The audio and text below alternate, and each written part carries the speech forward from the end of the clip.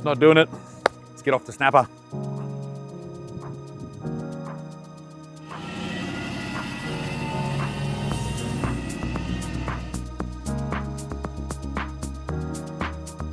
You normally go burley, the alley, here, snapper, D-bar. Sometimes you travel from fucking the spit. You just keep going. You keep going and going and going until you find a spot. But have a look at this. Are you kidding? Look at those little sliders here on low tide.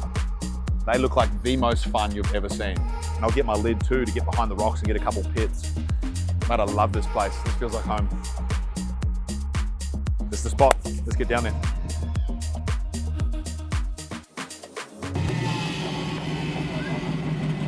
Oh, look at these little drainers. Are you kidding? Are you kidding? Have a look at it. It's not big, but it's so fun. Especially on low tide. Look behind the rocks here. Look at that. Oh, are you kidding? If I could have a house here sitting on this rock, this is where I'd live. Look at that. Once it hits here, if the tide's right, it just reels. Just look at it, it just goes, Rah. Check out this thing. This got custom made up. It's got the same amount of volume as my Mal has got. So it floats really well, really good to paddle because I'm 120 kilos, so we need something a little bit more. And it's designed perfectly to fit on an angle in my ute. So I can always have 2 boards on hand that are perfect for any condition. Check out these fellas here. So sick. It's a 7.3. It's like 75 liters. I love it. Hey, but guess what? Today's not the day. I'm actually going to get my lid out today because, yeah, I like getting pitted and I don't get pitted very well on these. How's we got prime position here too? Look at this dude painting. Look at this dude painting. Yeah, he's cool. Yeah. Fucking prime position. How's that? Is it rubbed in? Not at all? No. Today is the lid behind the rocks because it's just so drainy. To me, it makes the most amount of sense is find the craft that's most suited to the wave. And no shit, that is like one of the biggest metaphors that I run with in business is just find a way. You know what I mean? Here we're finding a way to enjoy the water. And the best craft for today is a bodyboard. So get the lid out.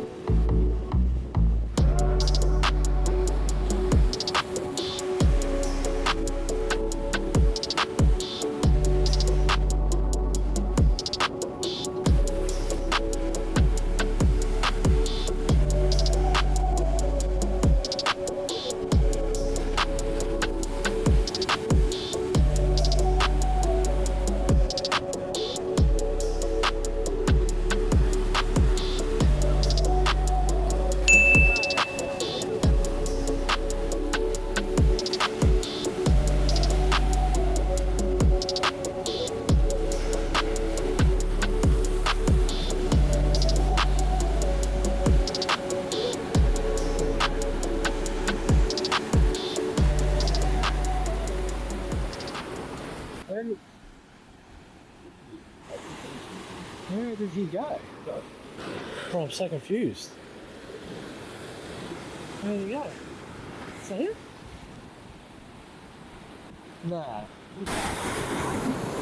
I'm so baffled.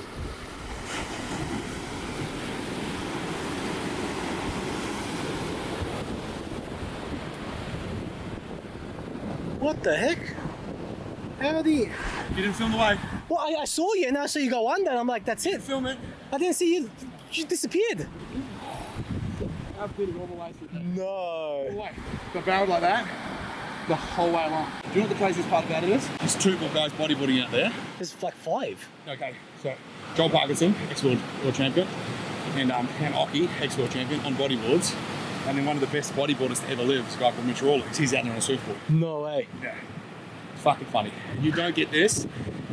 You don't get the opportunity to do this kind of fun stuff with some legends if you're on the tools, by the way.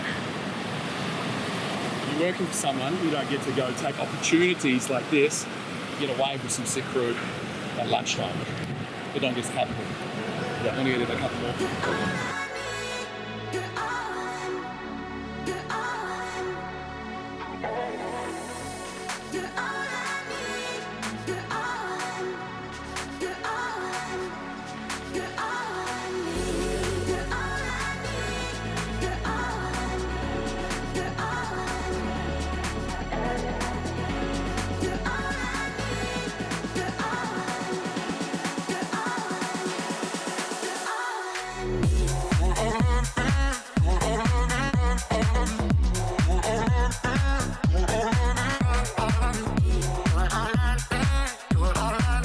Yeah, he's a beast. When I saw you walking down, I couldn't see how to boogie board. Yeah. Dude, it's really tricky to like maintain speed on a boogie board, and there's no fins. And I was like, did not pick it. He got fucking pitted maybe 2 or 3 times out there. I was like, fucking stop it.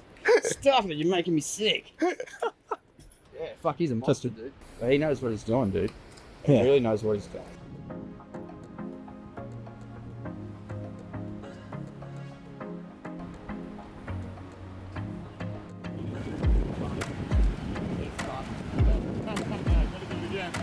So much fun.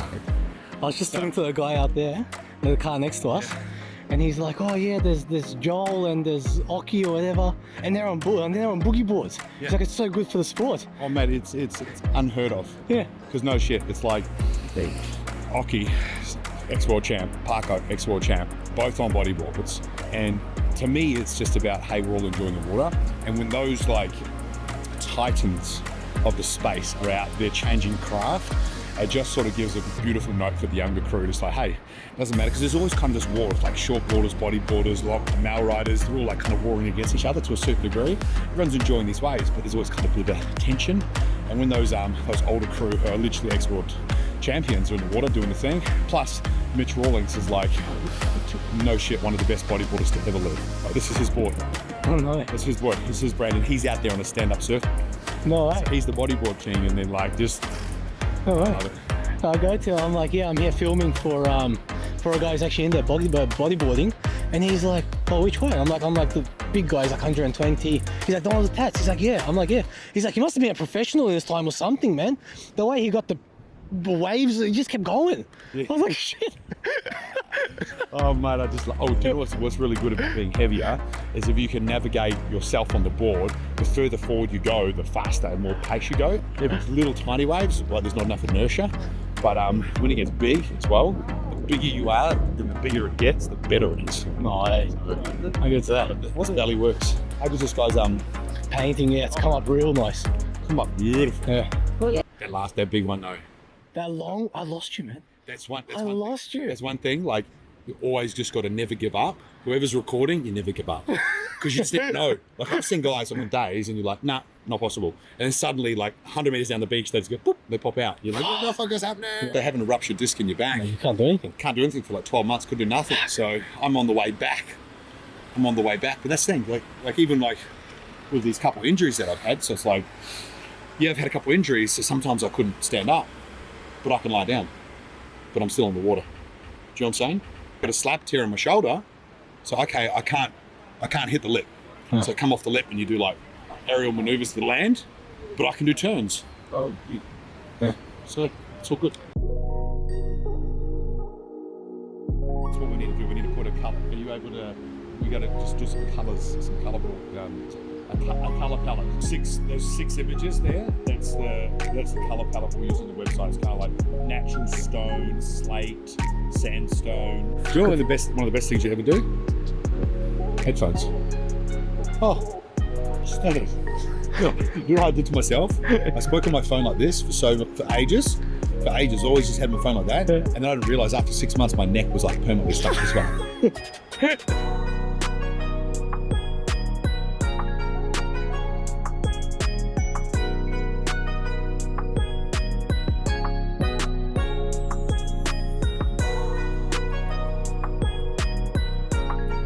Thank you. Talk soon. Bye. You know what? So, what am I? Sitting here at 3 o'clock at Snapper, and that's something that I would have only ever dreamed of. You know, I got booted out of school at 15. So on the tools straight away, and like literally the very next day, I was on the tools with the old boy. Yeah, I mean, was a hard taskmaster, and he was never going to let me laze about and just go on a hiatus for 12 months. It was like, right, you know, you got kicked out of school and now you're on the tools. And it taught me so much, and it was the most beautiful thing. But the reality is, you know, I'd already had a couple of reconstructions from playing rugby over the years when I was a bit younger, and when it got finally to the point of realizing that my job was going to be banging a knee kicker literally every single day and having my knee swell up like a balloon, there was a moment in time where when I tore my meniscus, it was 4 months that I had to take off. It was that moment in time where I said, look, what are we going to do here? Like, I know your goal is to look after mum. And I always promised to my mum, I was like, no matter what happens, I'll always look after you. And at that stage too, I had a missus, you know what I mean? So I had a mortgage, he had a mortgage, you know, his missus was my mum, and we essentially were failing. We couldn't look after the people we cared about in our life because he was knackered, his back was out of action, and my knees were out of action. So what do you do? The logical thing, and the only thing that is possible in that moment in time, is to step out and run your own show. Be a part of something that gives you the ability to do far less work on the tools and get paid double or even triple. And it is completely possible to do it, but it has to be a logical process to get through. Now that I'm here, I can see it very, very clearly that I've segued completely. I was on the tools on an hourly and then started to become a business operator. And now I'm completely off the tools and I'm literally going for a surf every other day. It's, when the desire to do something more is big enough, well, then you'll give it a crack. And for me, it was freedom. I wasn't going to just sit there and see these old blokes on the tools and go, oh, I'm going to be 55 and do the exact same thing. From 15 to 25, I worked on the tools, like full blown every single day. This is how it is. And then I could see guys that were in their 50s and they were essentially doing the exact same thing that I was doing at 19. Imagine being 19 and then segueing forward to 55 and you're doing the exact same thing. And at any moment in time, because you work with your hands, that ability to provide for your family and your loved ones could just be taken away just like that. So that's what is needed, is to step out and become a business operator. And that is my mission now, is to help the lads get to the point where they can get off the hourly and become business operators. So essentially they can make 2 to 3 times as much for half the amount of actual hours on the tools when it comes to output in that fashion. So then you can have freedom. Like, what's the point of being on the Gold Coast or being in Australia as a whole if you have got no freedom?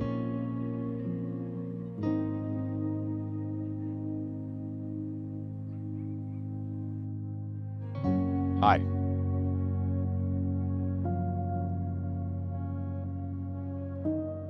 Thanks, man. Cheers. Bye. That was sick. How can you not love that? That is the dream, man. I love that. That fuels the soul, man. I don't care what anybody says. Getting in the water on your own terms when the waves are there, I define that as complete freedom. And then plus that sounds good too. Rum, rum, rum, rum, rum. Absolutely love it. Now what's the number one place to head off to after a wave when you're in Cooley? Oh, Sushi, baby. We know that place. sizzling steak, some rice, some avocado sushi, no sugar Coke. That feels good, baby.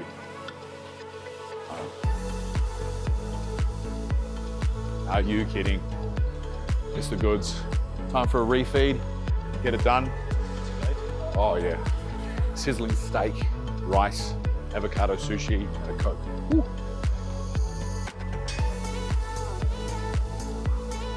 What do you reckon?